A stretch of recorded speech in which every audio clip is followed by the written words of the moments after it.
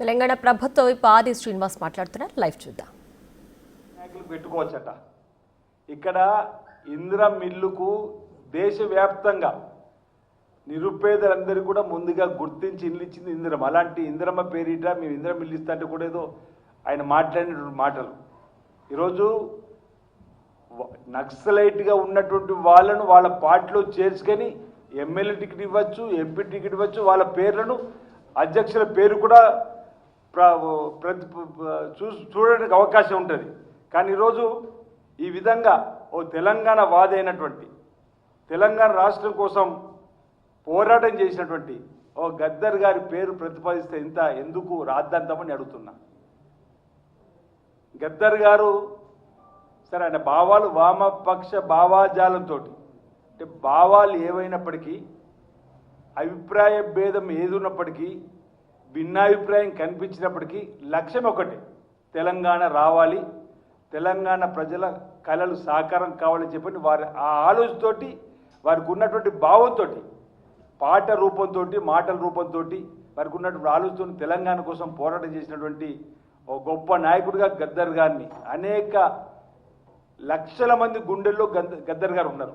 అలాంటి వారికి ఇవ్వాలని మేము కోరుకుంటున్నాం. సరే నీ మదిలో ఆ కోణం ఉంటే అది మీ విచక్షణకు మీ ఆలోచనకు మేము వదిలిపెడతాం. కానీ ఈరోజు గద్దర్ గారు పేద ప్రజల గుండెల్లో చిరస్థాయిగా నిలిచిపోయినటువంటి వారు కాబట్టి ఈరోజు మా ప్రభుత్వం అందుకే గద్దర్ అవార్డును కూడా ఇవ్వాలని చెప్పి ఒక నిర్ణయం తీసుకున్నాం.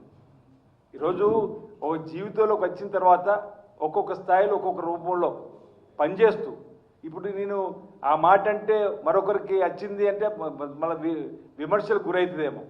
ఇప్పుడు సంజయ్ గారు ఎవరెవరికి ఏమొచ్చినాయి అంటే మీతో మాట్లాడితే ఓ రకము, మీతో మాట్లాడితే మరో రకంగా ఉండేటువంటి మాటలు సరైనది కాదు. ఇది వివాదాలకు కేంద్ర బిందుగా మేము కాదలుచుకోలేము. కానీ సంజయ్ గారు ఎప్పుడైనా ఏదైనా వివాదాన్ని సృష్టించుకొని ముందుకు రావాలని కోరుకునే క్రమంలో ముందుంటారు కాబట్టి ఆ విధంగా వారు మాట్లాడినాము. మేమైతే గద్దర్ గారు తెలంగాణ వాదిగా వారి తెలంగాణ కోసం అనేక రకాల ఉద్యమంలో పాల్గొన్న వారికి గుర్తించి వారికి ఇవ్వాలని చెప్పని మా నాయకులు మేము కోరిన మాట వాస్తవం సందర్భం తెలియస్తారు.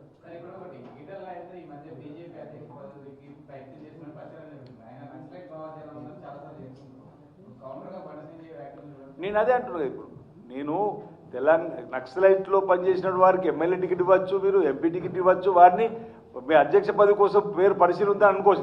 మీరు అడగే ఉంది నేను అన్నా. మీకంటే మీకు మద్దతు పలికే వారికేమో ఒక రూలు, తెలంగాణ కోసం పోరాటం చేసిన గద్దర్ గారికి మరొక రూలు విధంగా మాట్లాడడం ఎంతవరకు సంభవం చెప్పడానికి కోసం నేను ప్రయత్నం చేస్తూ ఉన్నా. ఈరోజు బండి సంజయ్ గారు మాట్లాడిన తీరు అంటే వాళ్ళ పార్టీలో కూడా ఇప్పుడు ఒక వ్యక్తి ఏ విధంగా తెలంగాణ కోసం మద్దతు ఇచ్చిందనే కోణంలో ప్రయత్నం చేసేటువంటి ఆలోచన చేస్తే అందులో గద్దర్ గారు మహనీయుడు కనిపిస్తాడు. గద్దర్ గారి ఆలోచన విధానం కనిపిస్తుంది. పోయిన బారాస అవమానపరిచింది గద్దర్ గారిని. ఆయన ఏకంగా ప్రజాభవన్, ఇప్పుడు ప్రజాభవన్ ఆనాడు గడి రూపంలో ఉన్నటువంటి అక్కడికి వెళ్ళి వారి ఎండలో కూర్చుని అపాయింట్మెంట్ ఇవ్వలేదు బీఆర్ఎస్. ఈరోజు బీజేపీ కూడా అవమానపరుస్తుంది. అంటే రెండు భావాలు ఒకటే, బీఆర్ఎస్ బీజేపీ ఒకటే నిదర్శనం కూడా. వాళ్ళ లోపాయకార ఒప్పందం ఏదైతుందో ఆనాడు బీఆర్ఎస్ పార్టీ గద్దర్ని ఆ విధంగా అవమానపరిచింది. ఈరోజు మీకు అనే ఒక పద్మశ్రీ అవార్డు ఇవ్వాలని చెప్పి అన్నదాని కోసం ఆయన మాట్లాడు కూడా ఇది ఒక రకంగా మరి తెలంగాణ ఉద్యమకారులను అవమానపరిచినట్టుగానే మేము భావిస్తూ ఉన్నాం.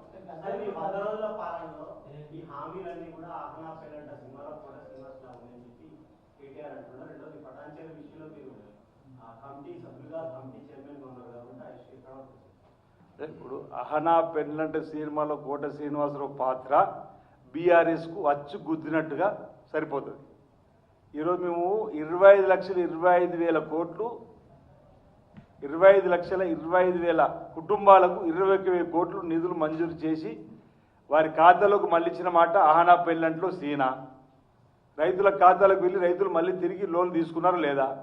గృహజ్యోతిలో ప్రతి గ్రామంలో మీలాగా నాలాగా 200 యూనిట్లు పైన కాల్చుకున్నాడు తప్ప 95% నుంచి 98% గ్రామీణ ప్రాంతాల్లో గృహజ్యోతి ద్వారా ఎవరన్నా కరెంటు బిల్లు కడుతున్నారా? ప్రభుత్వం చెల్లిస్తుందా లేదా?